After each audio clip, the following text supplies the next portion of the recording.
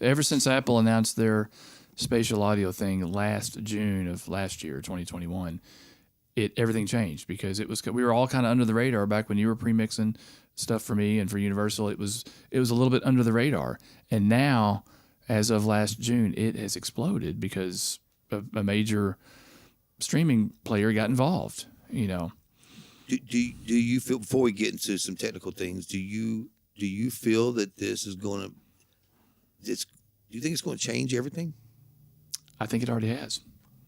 You know, so if your band isn't mixed in Atmos, you have less of a chance. And I tried to tell my manager that the other day, but it's Jeff Hansen, and I'm trying to tell him, man, listen, we need to get some of these bands that you're managing in Atmos, and get it mixed that way, and try to get where we're ahead of the game. Because, okay, I have to ask. I know you may not even know it, but does your name get on a list?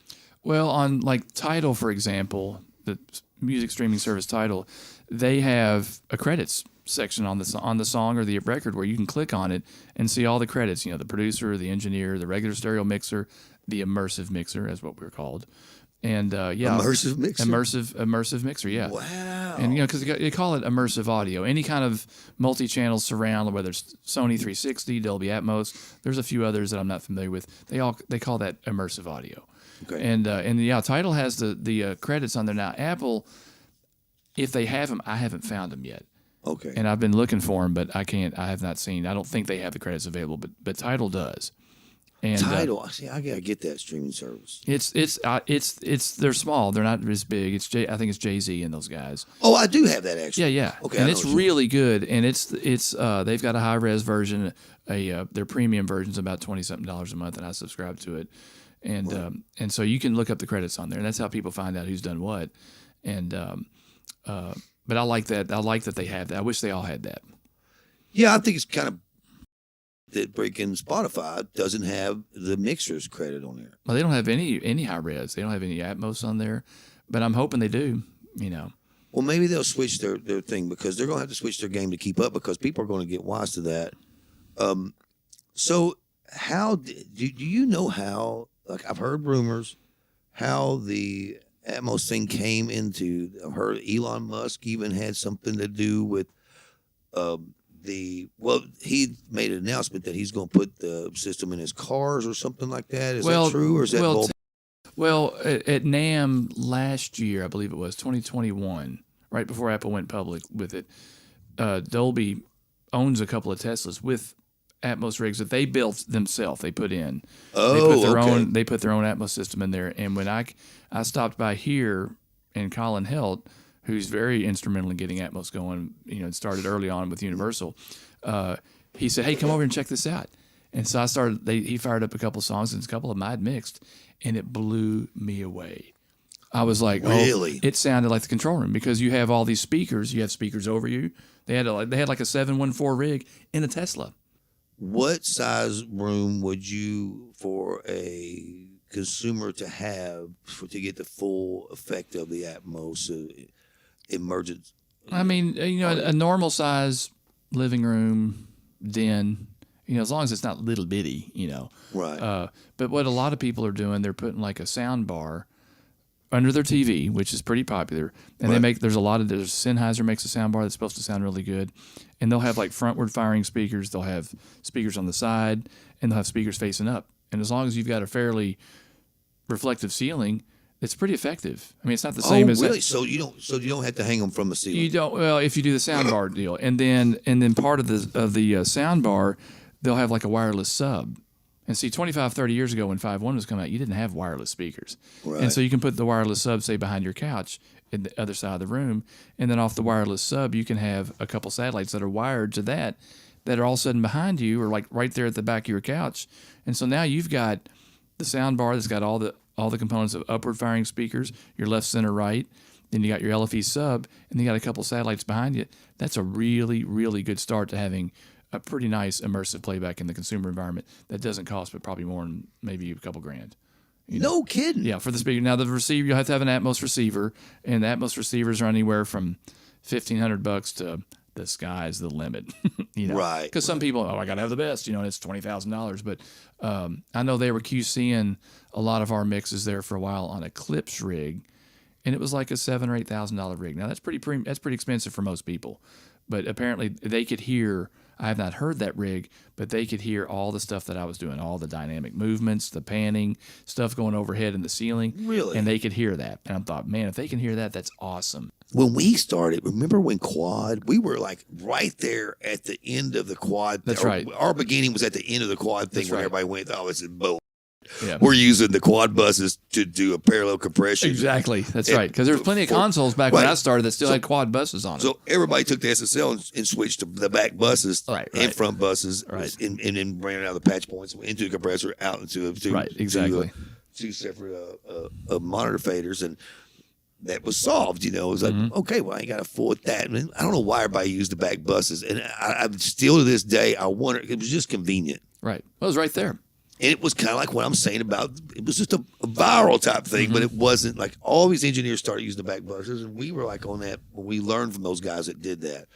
And the whole mono room getting compressed or whatever. That was a happy accident. Through the freaking stereo compressor of the SSL. That's right. And, that was our thing, and we printed that, and, and we only had so many tracks. We had to worry about how we were going to stack this guitar part on this or punch in. You better not miss that punch. That career's over with. I pull up a ton of old multi-tracks that have been transferred to Pro Tools, and it'll say like guitar. Then there'll be a background vocal come in right after the guitar part ends, and then back to the guitar, then back to background. Because they had 24 tracks analog. And only the really, really fancy studios had two 24-track analogs. I know. So you didn't, like I did some Lionel Richie stuff, and they had two 24s, 48 tracks. And that's a lot of tracks. Even by today, that's a good Right, it's a lot of tracks. But everything on there was still some stuff where there'd be a vocal, and there might be something else for a second. Of course, now we just separate in Pro Tools immediately. Because they're sitting there automating on the console. Or sometimes not. or manually with their hands, and you have two or three guys at the desk, Oh, yeah, I guess that is. Because Lionel Richie was before automation. Really took off. Well, that would have been, the song I did that I don't think ever got released, but was like 83, All Night Long, that song. Amazing song. All Night Long was a huge hit. Yeah, it was a huge. I think that was 83, long. And it sounds, once I kind of got everything up and going, it sounded amazing. Really, I bet. 2 tracks of percussion, played all the way through, all that percussion on 2 tracks. Who recorded? Who was the engineer? I'm not sure. The track sheets didn't have all the information. My guess is that, or what I heard, maybe it was Umberto Gatica recorded that. It sounded tremendous. Oh, I don't know why I had Al Schmidt in mind on that one, but I'm not 100% sure on that. I don't know that for sure. I know that he's on Mr. Al's freaking, Wikipedia as being one of the people that he recorded. And it could be. I know that he was more famous for Jefferson Starship and who else? Anyway, it doesn't matter. We won't talk. Al Schmidt is one of my heroes. Oh, I got to meet him. You did? I did. I was in New York looking for a room. We were looking for a room to do the Gosh Street Wine record in. And we were going out all these rooms. We were at the power station. We're sitting there. I'm sitting there in the freaking lobby with Lo Faber. And he come walking by. And hey, it's Al Schmidt. I'm like, Al Schmidt. And he turns around. I was like, man, dude, it's such an honor to meet you, man. I've read all about you. I know everything about your career. He goes, well, why don't you come in and if you want to come in and watch me work for a while. And, this guy. That's cool. Yeah. He was one of those guys that like when the music, he would be like away from the desk for a minute, but the music would be playing and it didn't sound all that. And then when he walked up to the desk, it all of a sudden sounded great. Like he just made it sound great. Yeah. I mean, but that was the same night I met him. Was the night he was working at freaking Power Station. The night he got the Grammy for Natalie Cole and Nat King Cole's freaking that big thing, Engineer of the Year. Wow! And he's the only engineer that has his name on the street in Hollywood. Did you know that? I didn't know he was the only one, but I can believe. I think he's the only one so far. Engineer. Now there's producers like Don was. I think some of those guys that we worked with when we were younger. But anyway, back to the Atmos thing. So I'm really curious. How do you think this is going to? And this is a big question. Definitely, we got more to talk about it. But how do you think that this is going to affect the music industry as a format? Do you think it's going to change? And how much? Okay, let me back up. Let's ask that later. when you buy an Atmos mix off of Apple. Well, whatever. currently you just stream it. You don't technically buy Okay. it. You don't buy the file. You don't buy the file. It's just a streamable file. And it streams fine. Yeah. It's not streaming a 120 channel WAV file. It's streaming a 6-channel MP4. Is the best I know. I believe it's a 6-channel MP4. So it's a slightly bit smaller file. But when I listen to stuff on Apple Music through my rig in my studio, and then I listen to the same mix off the RMU, they're pretty close. Heck, I remember when you mixed. You were mixing. What's his name came over there, man? Hang on. Who was it? You were mixing.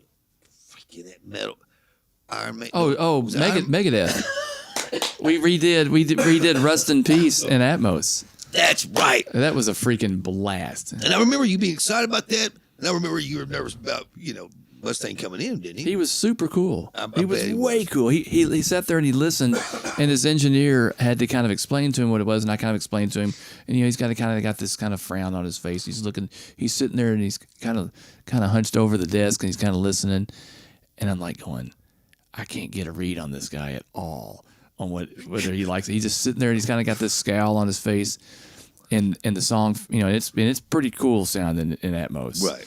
And the song ends, and he looks around, and he goes, and I'm like, oh God, the silence is deafening. And he goes, that's pretty cool. I was like, woo, that was close, man. Because I didn't know. And then we had some tweaks. He had a few tweaks, but they were fairly straightforward. And it was a blast because we had to recreate those mixes because there were no stems. And that was all, what's his name? Mike Klink mixed that.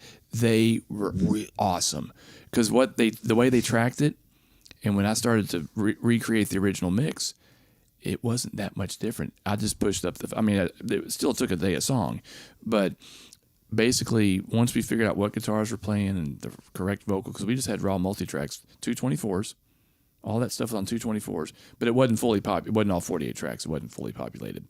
And they had recorded it pretty much the way they wanted it. Because once you got everything, once you figured out who was supposed to be playing, what wasn't playing, extra guitars that weren't used or the wrong guitar, once we figured that out, and the track sheets had great notes on them. They had photocopies of the track sheets all on the computer.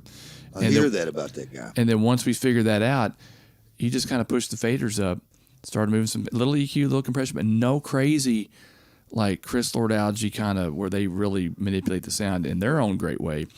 It was not like that. It just kind of push it up and go, oh shit. This is the sound of the record. And it's just careful balancing of the faders, make sure the pans are, all those little things made a big difference at that point. But there was no like tons of compression here, tons of little parallel compression on the drums, but not tons.